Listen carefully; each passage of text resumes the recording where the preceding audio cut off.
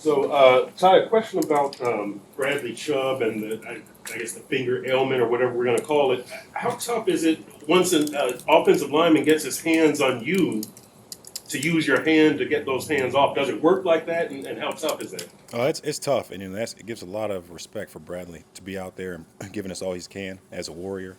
Um, you're trying to get engaged, trying to set an edge, or and you got to be able to use your fingers to shed. So he's out there giving us all he can. So we're appreciative for the reps that he can give us. How do you compensate for that? It's going to be tough. It's going to be a tough one. You really got to get knocked back, and you got to be able to try to grab something with the one or two fingers, however many you may have. But it's a difficult task, and that's one thing on setting an edge. We have to make sure we're setting an edge on the defense, and then we got to be able to rush the passer. So he's giving us what he can, and we're appreciative of it. So we've seen Jaelan rush the passer, kind of move inside a little bit, maybe like a 4 high. When he does that, as opposed to being kind of outside the offensive tackle, what are the teaching points and kind of the points of emphasis for him to be successful against some bigger guys inside? Yeah, so working inside, and Jalen's done a great job for us working inside and outside, and being able to get some straight rushes where he can actually go work a pass rush move, work his hands. Like you can see this year, he's working his hands very well. So it's really a body lean. It's about working an edge, knowing your opponent, what they have success in, what they don't have success in, and be able to take advantage of that. Sorry. I need some water up here. Are there things, Tyrone, that the edge guys have to be more aware of when you have a quarterback as mobile as Josh, when they're on the edges and knowing obviously there can sometimes be gaping space in the middle? Yeah, I mean, Josh is such an elite player. A lot of respect for him because when he gets out the pocket, he throws it like throws a beautiful, bomb down the field with velocity and accuracy. When he's in the pocket, he can throw velocity and accuracy as well. And he's a big statue back there moving around. So you got to make sure that all 11 are on the same page with, the rush and coverage coming together. Because if not, you guys have seen his highlight tape. Is there a difference in the approach of the pass rush for a guy coming in off the edge that you have to take with a guy like Josh? Yeah, I think it goes back to making sure all 11. Is this an opportunity where we can get really aggressive, or is this an opportunity where everybody's got to do their job and there's 11 versus 1. With Josh Allen out there, he's dynamic and he can make some big plays. So the biggest thing is just knowing what the call, what the situation is, and then making sure that we're trying to keep him in the pocket and not let him just get out. But at the same time, in the pocket, we still want to get as close as we can or get him down on the ground because he's dynamic in or out of the pocket. Ty, how much do you think is going to carry over from the first two games with how you guys play against Buffalo and how Buffalo plays against you guys? I think it's a new matchup.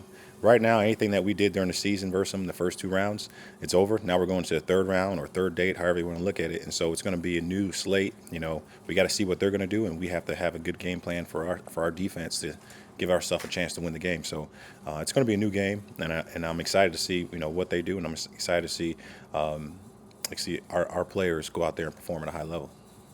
It was a little bit of a pitch count for Bradley Chubb. How did he get through the game, and how much more do you think he can give you with another week? It's really just it's how much can he give us during the week, and so we try to build it up, and then when we get to the game, it's kind of just him out there playing and giving us everything he can, and if that's one snap or that's 15 snaps or 30 snaps or 100 snaps, no one's counting. We're just out there trying to make sure that we're doing right by the player, and whatever he can give us, he's giving us the best he can. Van Ginkel played with some good energy last week. Do you feel like he's kind of regained his form after having the appendix, right? Did that? How do you think he's come back from that now that we're later in the season? I feel like he's playing well. He's playing really well. His eyes are right. He's striking tight ends, knocking guys back. He's doing a lot of things that we coach to do. And so him getting the opportunity to step up, with Chubb, going through his injuries, gives us a chance to win. And so I was excited to see him out there perform. And we'll see how it goes this week with, whoever we have out there would be Chubb, Ginkel, Mel, Scarlett, dressed for us a couple weeks ago, or, Jaelan Phillips. Even beyond health, obviously, which has been a factor in how much Andrew has played with Bradley's injury. Do you guys, you and Josh, base snaps at all for Melvin and Andrew on how they play early in the game? Or do you have a pretty good idea of how much each of those two backup outside linebackers will play before the game? I think before the game, we go into it like the guys prepare their tail off, and I mean that's the decision. Like, we go off of who's going to start. Who's performing at a high level in practice and who feels good with the game plan. Like, then that's every week, right? That's every position. Like, you don't play the guy that took 0 snaps in practice. You play the guys that practice, the guys that gave us what they can, and so you try to win with those guys. So there's no count that we put together. We just kind of go with the guys we have out there, and the guys just, they do a great job. I'm talking about just being selfless. Ingram, Ginkle, Jaelan, when we have to put him inside or he's outside, whatever it may be, or Mel getting, however many snaps. Like, those guys are selfless to just wanting to, whatever they can do to help the team win. So a lot of respect for those guys to, hey, whenever their number's called, with that being 100 snaps or maybe it's 0 snaps in the game, those guys are always ready to go. Elevating Scarlett and then having him inactive, was that just a precautionary in case Bradley couldn't go? And I know he contributed on special teams a little bit the week before. Yeah, that with that elevations and all that, I kind of leave that to Chris. I leave that to Chris and Mike for them to answer those questions. I don't want to say anything when the NFL want to find me or anything like that. So I stay away from those. Like, hey, So, but I think it's always an asset to have guys in the building that know the system, that you can trust, that have practiced during the year, training camp, during the season, that you can trust and that you can count on to go out there and perform at a high level. Because at the end of the day, it's 11 guys got to go on the field that they got to feel good with, and I know we feel good with the guys on this roster. Obviously, one of the big questions with Jaelan coming into the year was how would he do against the run? Do you think he's become a good NFL run defender? Yes. I was waiting for that. Can you repeat the question? I'm sorry. No, that's fine. Has Jaelan, in your eyes, become a good NFL run defender? In my eyes, with Jaelan Phillips, I feel Jaelan Phillips has became a complete linebacker, outside linebacker, and that's something that we kind of talked about during the offseason. I mean, Jaelan Phillips, he's setting the edges, and he's earning the right to rush the passer. That's something we talked about. As an early down, you got to set the edge, you got to have clean eyes, you got to do your job. And if you do your job, then we can get the offense to a 2nd and long, to a 3rd and long. We can actually rush. And so he's doing a great job in early downs with his drops, with his break and drive, with his vision. He had a PBU, a couple of PBUs, and then at the same time, when it's time to rush, he's doing a great job rushing. And I mean, like, for him, I think I don't know the numbers, but we were kind of talking about it a couple days ago. He's like top 5 in QB hurries and all this other stuff. Like, he's getting after the quarterback, and that shows a tribute to the team that he's on, with the guys around him, with Christian, with Sealer, with Zach Sealer, with Chubb, with Jaelan, with Jaelan Phillips, obviously, with Bradley, with Mel Ingram, with Cameron Good, with Brennan Scarlett, all those guys, Raekwon. I can just keep going down this long list. But it's a tribute to all those guys that he's out there with, at the same time with the work that he's put in, and actually he's getting to the quarterback and he's affecting the quarterback. That's one thing we talk about a lot, is affecting the quarterback. Sometimes it's a ton of sacks in the game. Sometimes it's quarterback pressures, it's quarterback hits.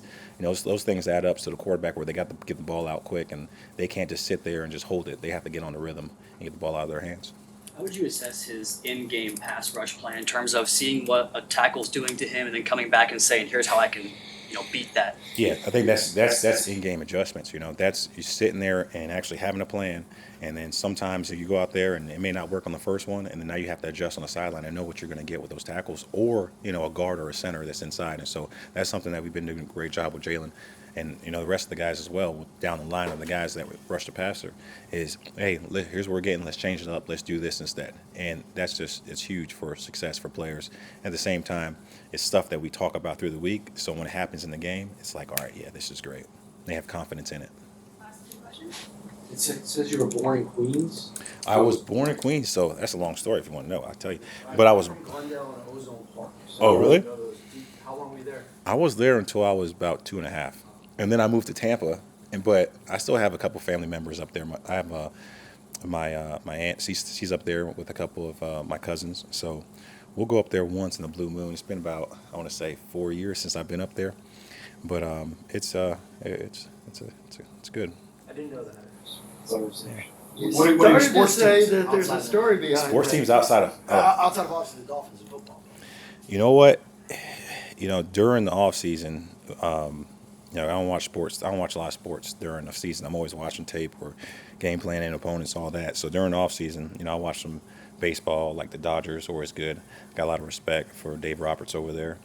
Got a lot of respect for Kirby Smart. There's a couple coaches out there, and so now, You know, I'm watching these sports teams and I'm really looking at the coaches because the stuff they're doing and in-game adjustments, how they're handling the roster. So that's really how I pick my sports teams off of, you know, the best coach teams. You started to say, I think, that there's some kind of story behind you and Queens and going way back. Oh yeah, so no, Queens was great. So I ended up, you know, spending some time there for 2.5 years or so, and then moving to Florida. And for me, Florida's just always been home base, you know, because the time that I spent there, I don't remember. It's all photos and so on. So Florida's always been home to me, and it was great to come back to work for the Miami Dolphins. You know, a lot of respect for what they've done here, and you know, we're getting closer to accomplishing another goal, and that's every day. It's just right now the biggest thing today is it's Thursday, and we'll figure out Friday when it comes. You know, so it's exciting.